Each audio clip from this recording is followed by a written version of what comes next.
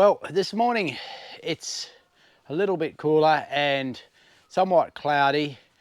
We've been getting some quite warm sunny days, but with that little bit of cloud this morning, it means that it's a great time to come into the greenhouse here and do any jobs that need to be done. If it's sunny, it's way too hot to work in here. Now, with the garden planted, with the seeds in and the plants coming on, really it's down to the 3 W's now for the next few weeks. And that's watch, weed and water. And with the drier weather that we get here in late spring and summer, water is a big factor. Of course, in a greenhouse, water is always required because it doesn't matter whether it's raining outside or not, you still have to water. Now, in this section here, I put in a new bed for Elizabeth to put some herbs in. She wanted some space to grow some additional herbs here that were sensitive ones that needed the warmth. So I made this bed out of scrap, the same as I made the one that the cucumbers are in, which I have a video of making previously. I'll put a link to that in the corner. But the job I need to do here today is to add some fixed irrigation to it. Elizabeth's temporarily used one of these movable ones, which I use on these other beds, the larger beds here, but they actually spray out in a 360 pattern. That means that a lot of this water is going on the path, not entirely wasted because it runs off and waters other plants, but I am going to put in a system which is a 180 spray, so it sprays back onto the bed only. So that will basically be the same as I have in the bed with the cucumbers. I've got mostly some scrap pieces that I can make this out of. I've had to buy just a couple of fittings and we'll put it together.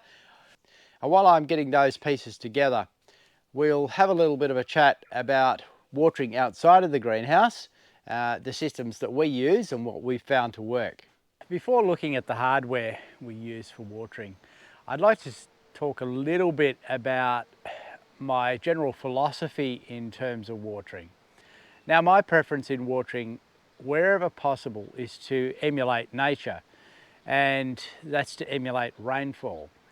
So my first choice, and it's the practical one for us as well, is to use overhead watering. Of course, there are some things where overhead watering isn't always desirable. Tomatoes is one of those, and with tomatoes we tend to use weeper hoses. I put those in under the mulch generally when I plant the tomatoes and water the roots directly. However, that's mostly used towards the end of the year when there's a lot of leaf. Often when they're young, I still overhead water. Also, some things like roses, you probably don't want them wet overnight in humid conditions when it's warm, because that can encourage fungal disease. So there's a few exceptions, but generally I personally prefer to water overhead. Now, if you're really short of water, then of course it does make sense to minimize that water use and apply it directly to the roots. But we're really talking about a survival situation for the plant then. The ideal thing for the plant is the rain that nature gives. Now, in sharing the things that we have learnt across the years in regard to watering, hoses, sprinklers and that type of thing, I should mention that we have a low pressure water system. Our water system is spring fed, gravity fed, and often has a fair bit of sediment in it. We can't run a lot of sprinklers at once, so all those things affect our choices and what we've experienced over the years. Now, the first thing, of course, is a tap, and this is one of the things that I have found, is that the traditional style tap can give quite a bit of problem when you have sediment in the water. It's generally organic matter in our case, and that gets jammed underneath the washer in the tap and you can't turn it off properly. Or it blocks up and it doesn't run through properly. Now, the solution I've found is this type of tap, which is also really great from a gardener's perspective in that you can turn it on and off really quickly. It's just a quarter turn between fully on, fully off with the ball valve in there. Now, look, if you can find these, I'm not really sure what the brand name is. I buy them from my local plumbing store, and I'm progressively replacing any of the old style taps around as they give me problems with these, and I really like them. They're so quick to be able to just come here and go, water on. The next stage, of course, is a hose, and look, I've learnt the hard way across the years that buying cheap hoses just does not pay. Even some of the moderate ones, like this one here was a moderately priced hose, is still too stiff, and as it ages it's got stiffer. I mean, I think pretty much any hose is going to get stiffer as it gets older, but this one has become stiff. It's not that friendly anymore. But there has been a couple of more expensive hoses that I have purchased across the years that have lasted and that really are paying off. Now, this is the most recent hose I've purchased, and it's a Nylex Flex hose. Now, I'm not sponsored by the brands at all, so this is just a personal endorsement, that this is the most friendliest hose overall that I have experienced. Look, it wasn't excessively priced, but it's certainly a lot dearer than those green cross-hatched ones that you'll buy that are really, really cheap and that will die really quickly too.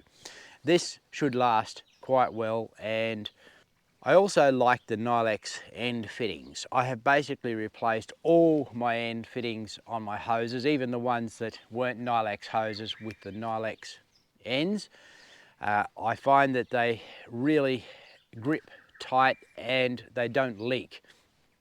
Whereas particularly some of the cheap ends, the connectors, they break down quickly and they can leak horrible things.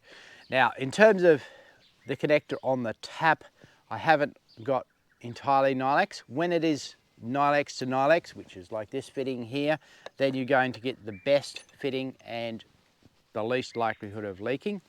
This is a Holman, a double O-ring one, and I find that they actually match up quite well, click on and don't leak. So if you can't get the Nylex for the tap, go for the Holman one with the double O-ring. Now, in hand watering, you've got a multitude of options, but one of the things that I look for, I like these multiple heads that you're actually able to choose and what type of spray you're getting. But because of our sediment, I look for the ability to be able to clean them out. So often it is a screw in the middle, like this one, or this one has 3 screws that I can take off, and I can pull this head right apart and give it a full clean with the compressor so that it works like new. And this is a Holman. It's got the double O-ring. It doesn't, once that's screwed in properly, which that sometimes comes loose, but if that's screwed in, this actually connects well and you don't get leakage coming out of it. See how we go. Yeah, so no drips coming from this area, so that's what you want. Now, this one was a fairly cheap brand, but I really like it from the perspective that it is extendable and allows you to stand up and water, particularly with veggies and so on. It makes life easy, and on, off. I haven't been able to find another one. So sometimes good things come and go very quickly, unfortunately. But now with sprinklers, the main sprinkler we use are butterfly sprinklers. And we do that because they're a really good low pressure sprinkler. We're able to run just one of these butterflies at one time with the pressure that we have. We can't run, well, if you run two, they don't really run properly, but one will run properly. They deliver it quite well. I found like if you put too much high pressure through butterflies, you lose a lot of water, goes up into the air and it will evaporate, particularly if it's a sunny day, which isn't good. But at low pressure, butterfly sprinklers work really well. I've bought ones that are full brass and they seem to last really well. Now, I've made these stands myself. I do have a video of how I made these, so if you're interested in doing that, I'll put a link to the video and you can have a look at how to make those stands. So we have several of those around the garden with quite a few hoses. Now, I haven't gone to the self-wind-in reels around because there's just too many places around our garden that we need water, and it's much simpler to drag a hose about. And, or, you know, even though we have several in different locations, you still frequently need to move them. Sometimes you need to deliver a lot of water onto a smaller area, and that's where we use these small sprinklers. Now, these are great if it's open, but occasionally there are higher plants around, and so I made this little stand with one of those sprinklers screwed on, and that will deliver the water really nicely over a medium area and go over the top of plants if they're starting to come up a little bit higher. Of course, this size sprinkler, you're going over the top of plants that are even much higher. And occasionally with corn, I put an extra extension on these to make them up to 2 meters high, so that I can really get some coverage with the corn. So in terms of the general garden outside of the greenhouse, that's what we do. Okay, I have together the few things I've need. I've got these fittings here. Also, I've got a couple of lengths of pipe. There's some 19mm and the 13mm pipe. I'm going to tap my existing 19mm one with this T, run it through to this end. Now this piece is from something I've reclaimed, and it's going to work perfectly to actually fit this stop end onto it, which I did have to buy.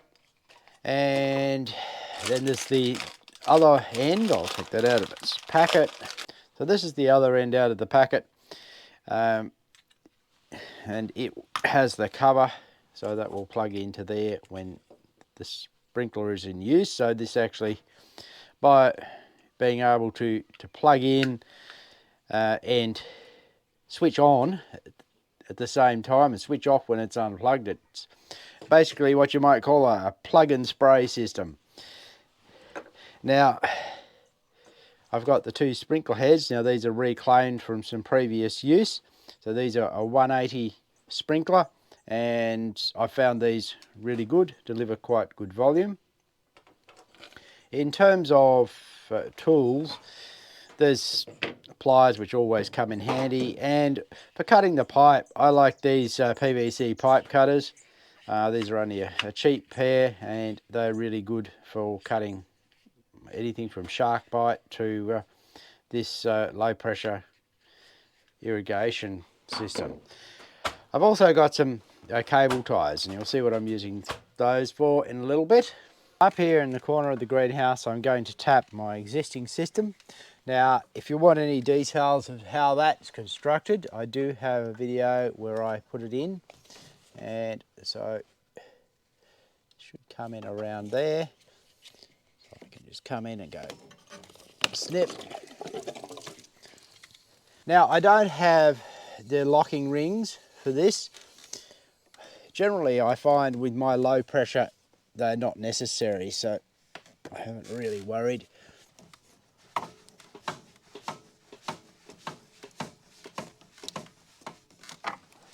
Now, this is going to be a situation where a cable tie is useful.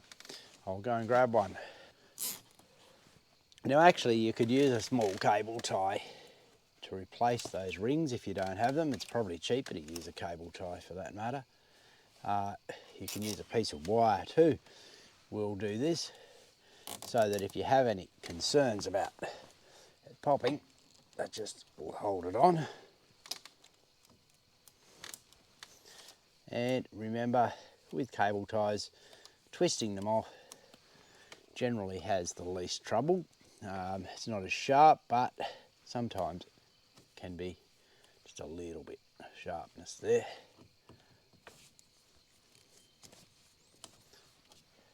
Now, that piece of pipe is just running along the back against the plastic.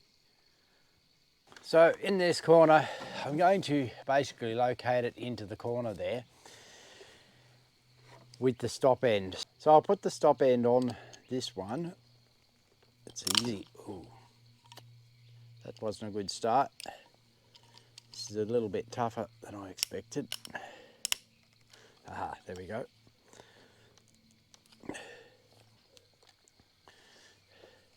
This piece is not the pipe that I have used. It's come from, picked it up somewhere else, and it was already assembled like this. Now, I want that just facing this way to plug in, and I'm going to just curl it around. Rather than, I could buy a elbow and put in here and come straight down, but I don't really need to. A curl will do just fine. I've got a cable tie in here now, and see if I can get this located to stay in place. That's good. Now I would like to be able to keep that up about there. So this is a curve that it's not going to kink, and that'd be really good if I could keep it there. The only saddles I have are for this size pipe, but it will still locate it, so I might just hammer one of those in there. Looking at it in here now, it is mobile, but it's off the ground a little bit and able to be plugged into quite well. Before I put this plug-in piece in, I'm going to run the front piece along. So I am going to put an angle in this corner. You could curve it around, but it's probably better to have it out of the road of the plants. So the idea is that will sit up in the corner, and what I'm going to try and do is to locate it just underneath the conduit here and bring it along. Now I'm going to drill some holes through and put cable ties in to hold it in place. I'm hoping that that doesn't put too much pressure there on it and restrict flow. The sprinklers will sit around about, actually probably this side or somewhere around this point. I'll work that out in a minute. So I don't need to come right to the end here, but I do want to come past the sprinkler position where, like, if there is sediment coming in, it should settle in the end. And I like to leave these ends so that they can be opened. Now I'll just cut that off. Now you can buy plugs, you can buy pieces for holding these ends together, but all I do is fold it back and once again grab a cable tie, drop around it and do that up. Now if you want to open it, that cable tie will slide off. You can open up, let it clear and slide it back over. If I fold it the other way, it might actually be a better choice. I'm just wondering.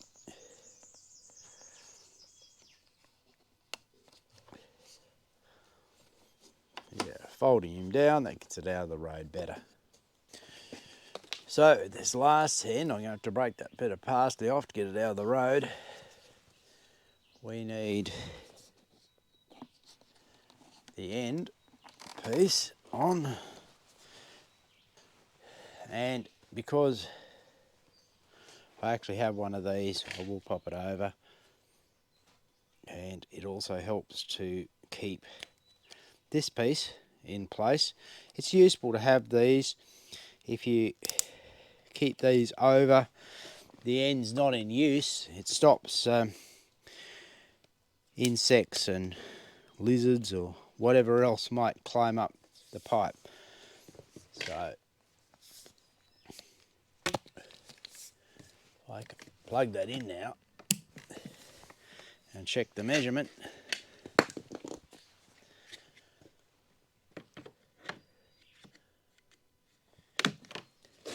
Then plug the final one in.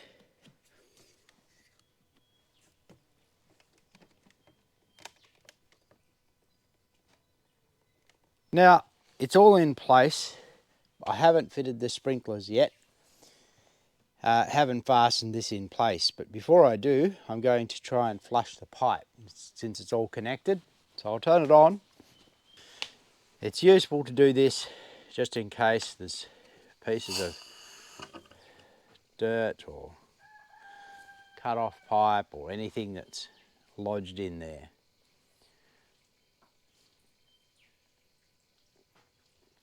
So there we go, we have water flowing out the end.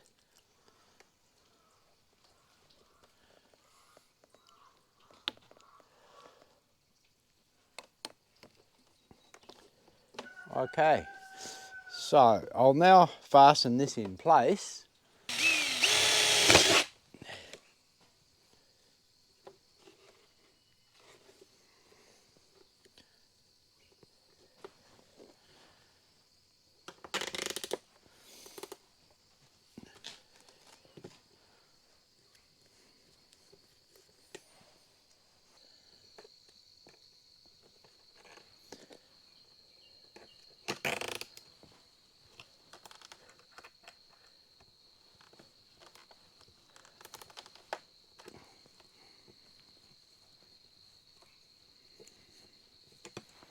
Now these sprinklers will spray sideways quite a large area, easily half of this bed. Now the one from this bed that way is overlapping a little bit, and I'll probably run all 5 sprinklers along here at the same time. So I can err a little bit towards here. I don't mind if it goes over into these pots. To get it reasonably accurate though, I'm going to measure and work out where it should be. This is the spot that I should be putting a sprinkler in. Now I'm going to err a little bit towards the middle. I think I'd rather go, say, to 750 from each end, make them equal from each way. Just need the poker. There's the hole in. And then screwing it in.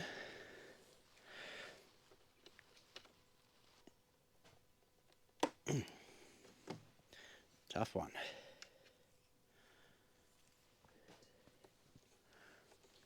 Okay, now these sprinklers are sitting fairly high, so as these plants get up, they'll probably come in underneath a bit more. Depends on the growing nature. I don't really know this plant. It's a toothache plant, I believe. Now, it's growing rather strange at this point. It tends to want to fall over and run along the ground. So maybe it's going to be a ground cover vine that this will spray over. We will see. You can always change the height of these to lower ones if you need to come lower. That's not looking very great.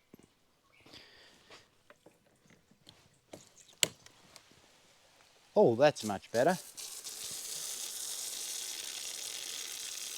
I think we had some kind of problem with the stop end there where it was plugged in, that wasn't actually opening it up properly. And you see the level of spray that's coming out on the cucumbers. That's much better. And that's what we should be getting up there as well. Well, I bled off some air out of the system while the camera was turned off. There seemed to be still bit too much air in the pipe. And with that out of the system, this is spraying pretty well. I'm happy with it. It's certainly, these give a really good coverage. The higher they are, the further of course they will throw. I do prefer, I think, this system where the pipe is clipped up to the edge rather than on that bed. It is down just in the soil, and it's quite likely if you put a fork or a hoe in there that you could damage the pipe because you don't actually see it. It tends to get covered over. So I think at some later date I may actually raise that pipe up like this and bring them up to the same level, clipping it on the same way I have here. So I'm quite happy with that. That means that this bed is going to be a lot easier and faster to water. I can water this whole section at once. I usually do 2 beds at a time around here in the greenhouse, and with the low pressure that we have, that's sort of quite good. So that's all for this video. Thanks for watching.